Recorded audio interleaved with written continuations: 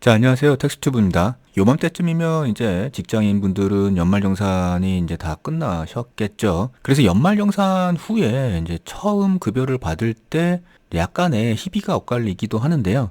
뭐 환급을 받으시는 분들은 뭐 좋은 기분을 가질 수 있으실 거고, 뭐 추가로 징수를 당하시는 분들은 뭐 일명 토해내는 거죠. 그렇게 세금을 더 토해내시는 분들은 우울한 기분도 있으실 수 있죠. 근데 연말정산이라는 게 연말에 하는 그 연말정산 시즌에만 준비를 하면 뭐 이런 환급이나 추가 징수가 결정되는 건 아니고요. 사실은 연말정산이라는 게 1년 동안의 내 소득에 대해서 연말에 정산을 하는 거기 때문에 연말정산에서의 환급을 받기 위한 준비는 1월부터 1년 내내 있어야 되는 거죠.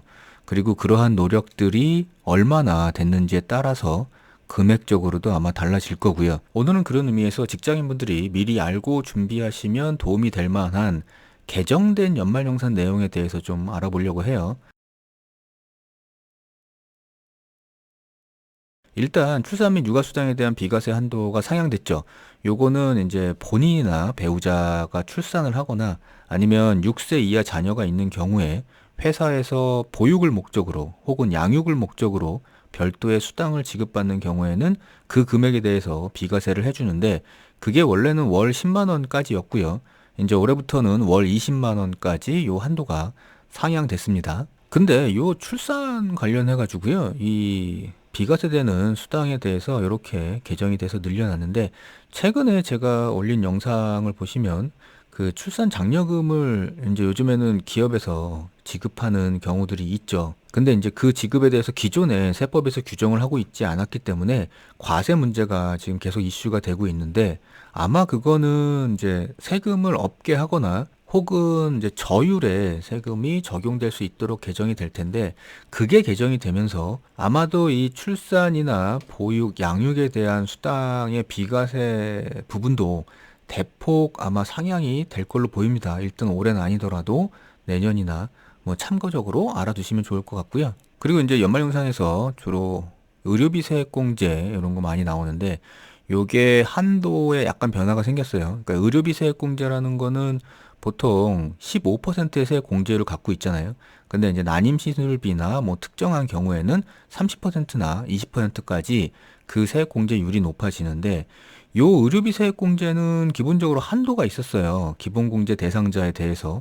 그래서 부양가족 같은 경우에는 연 700만 원 한도까지만 의료비 세액 공제 대상 금액이 되고요. 근데 이제 그 중에서도 본인, 그러니까 연말정산 당사자죠.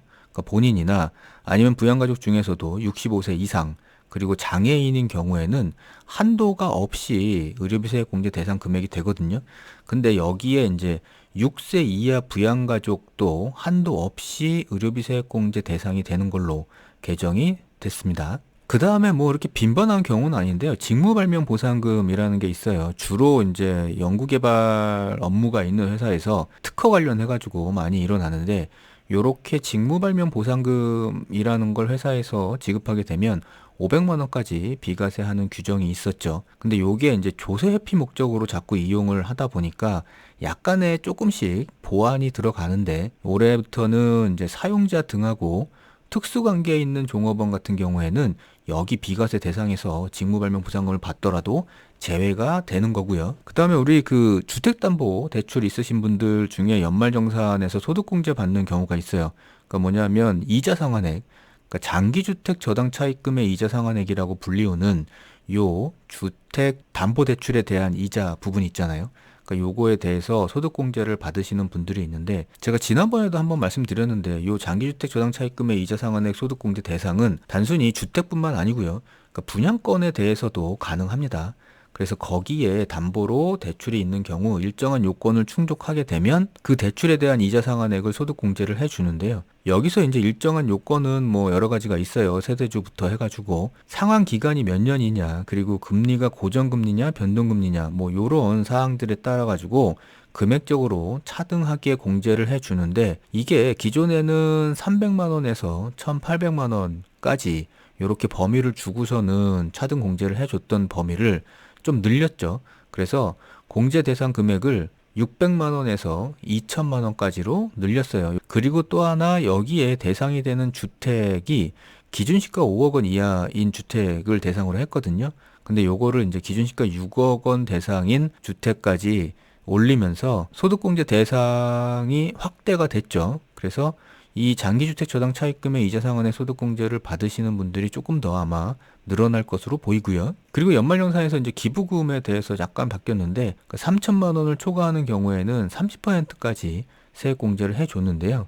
요거를 이제 40% 공제로 올려주면서 단 2024년 12월 31일까지만 한시적으로 적용하는 거로 개정이 되었습니다. 자, 그 다음에 이제 꼭 직장인 분들만 해당되시는 건 아닌데 직장인 분들도 해당이 되실 수 있어서 알아두어야 되는 거가 있는데 요게 연금소득 우리가 받잖아요.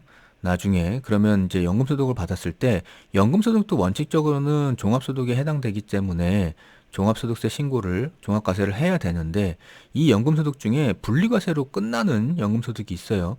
요거는 이제 연간 1,200만 원까지 분리과세를 해주는 거였죠. 근데 요거를 이제 대상 금액을 연간 1,500만 원으로 늘리게 됐고요. 그리고 또 하나 직장인 분들만 해당되는 거 아니지만 그래도 직장인 분들의 질문이 꽤 많이 있으셔가지고 그 임대주택 간주임대료 과세 대상이라는 게 있어요.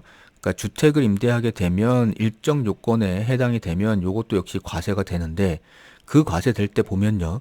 월세가 있고요. 그리고 간주임대료가 있어요. 그리고 월세를 받게 된다 그러면 이제 그거에 대해서 과세되는 건 일반적으로 이해를 하고 계시는데 요 간주 임대료 부분에 대해서는 그렇게 이해를 많이 못하고 계시는 것 같더라고요. 간주 임대료는 일단 보증금에 대한 이자 개념이라고 생각하시면 되고요.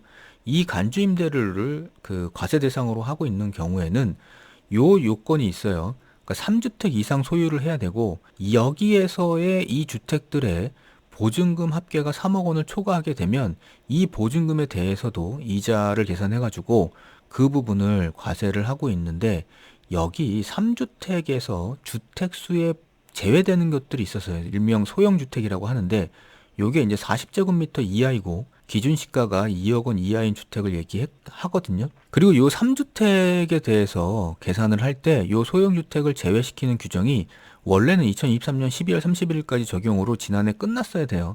근데 요거를 이제 조금 더 개정을 해가지고 늘려놨죠.